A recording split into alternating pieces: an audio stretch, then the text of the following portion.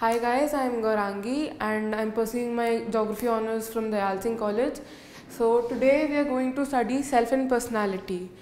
सबसे पहले सेल्फ होता है अपने बारे में चीज़ें गेन करना, अपने क्या एक्सपीरियंसेस होते हैं, अपने क्या आइडियाज़ होते हैं. तो सबसे पहले सेल्फ की डेफिनेशन होती है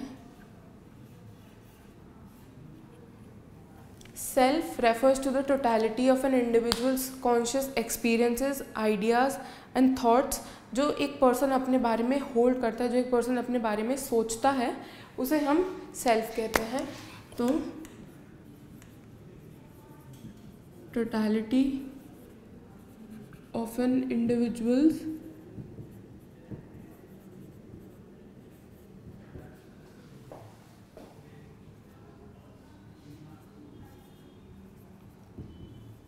experiences, ideas, thoughts and feelings that a person holds about himself or herself.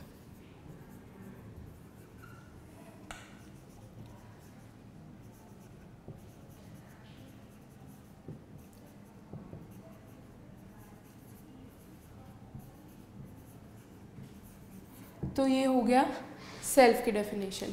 फिर उसके बाद आते हैं concepts of self.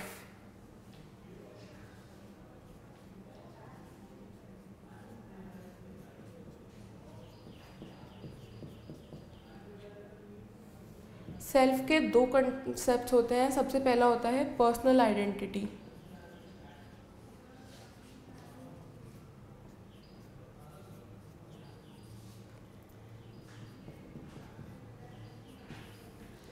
Personal identity वो चीज़ होती है जो एक पर्सन अपने बारे में सोचता है, अपने बारे में जो एट्रीब्यूट्स होल्ड करता है उसे हम पर्सनल आइडेंटिटी बोलते हैं. और जो एट्रीब्यूट्स एक इंडिविजुअल को दूसरे इंडिविजुअल से डिफरेंट बनाते हैं उसे पर्सनल आइडेंटिटी बोलते हैं. तो attributes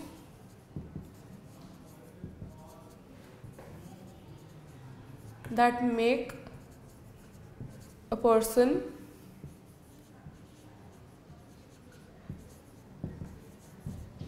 different from the other. ये होता है पर्सनल आइडेंटिटी. एट्रीब्यूट्स जो एक पर्सन को दूसरे पर्सन से अलग बनाते हैं. जैसे कि दो लोग हैं, पर्सन ए और पर्सन बी.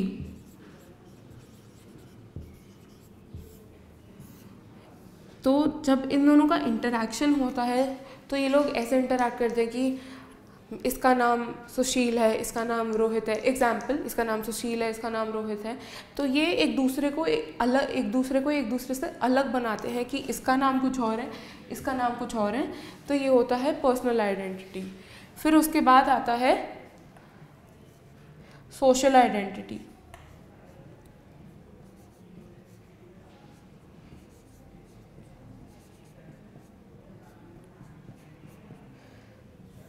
सोशल आइडेंटिटी होता है जो एक पर्सन को सोसाइटी या उसके कल्चरल वर्ल्ड से लिंक करता है. Attributes that link a person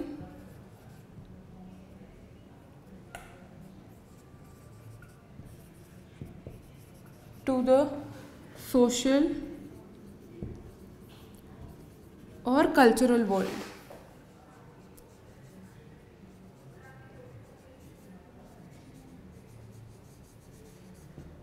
तो ये हो गया सोशल आइडेंटिटी, जो एट्रीब्यूट्स एक पर्सन को सोशल या कल्चरल वर्ल्ड से लिंक करते हैं. जैसे कि एक पर्सन है, वो कहता है कि वो एक हिंदू है, तो वो उसका हिंदू होना उसे सोशल वर्ल्ड से उसको लिंक करता है. फिर उसके बाद आते हैं self as a subject and self as an object.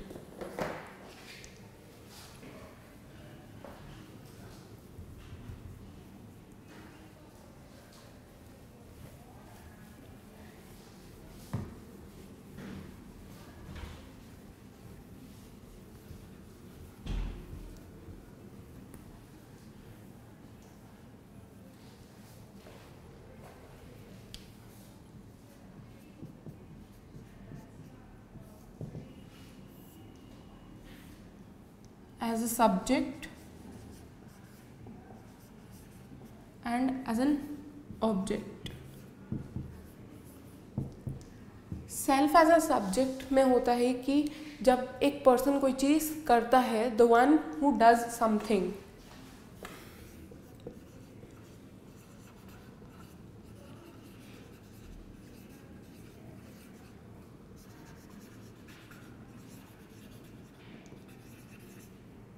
The one who does something, जैसे कि example, I am a teacher, ये हो गया the one who does something, I am a teacher. फिर उसके बाद आता है as an object, the one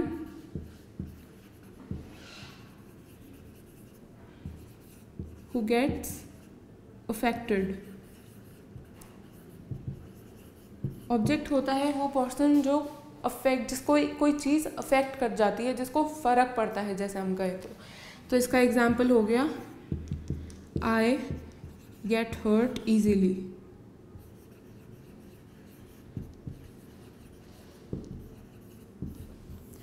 तो ये हो गया self as a subject and self as an object. फिर उसके बाद हम पढ़ेंगे काइंड्स ऑफ सेल्फ।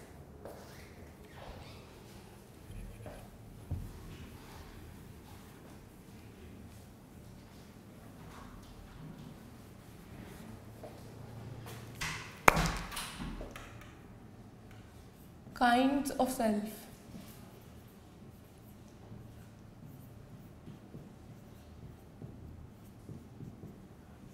अब सेल्फ दो काइंड्स का होता है, personal self and social self. सबसे पहला आता है पर्सनल सेल्फ।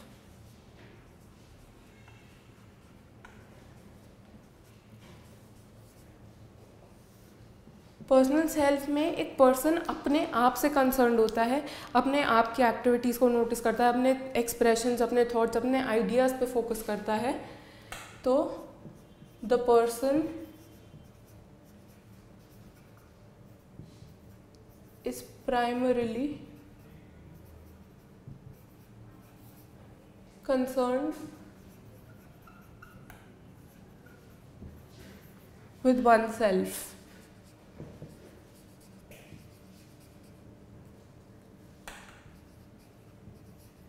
इसमें एक पर्सन अपने आप से कंसर्न होता है। इसमें जो मेन फोकस होता है वो चार चीज़ों पे होता है। सबसे पहला personal freedom,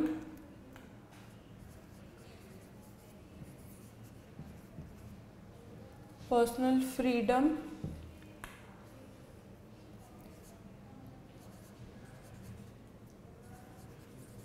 personal achievement,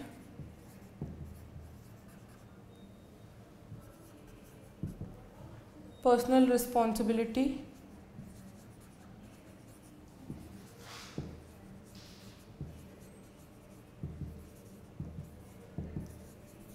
and personal comforts.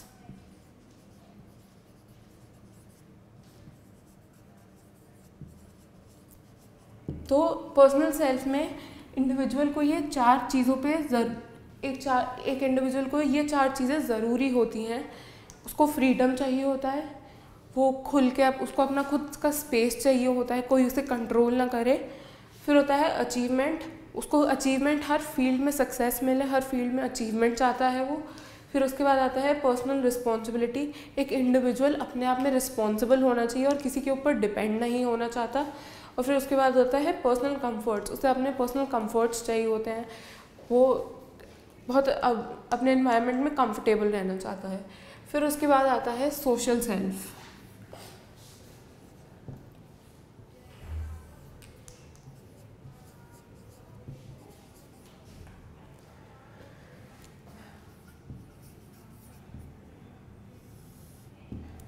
Social self में एक पर्सन दूसरों से रिलेट करता है, दूसरों के रिलेशन में आता है। तो ये सोशल सेल्फ होता है the relation with others is the social self. अब इसमें बहुत सारे चीज़ों पे एम्फेसिस होता है, जैसे कि कोऑपरेशन,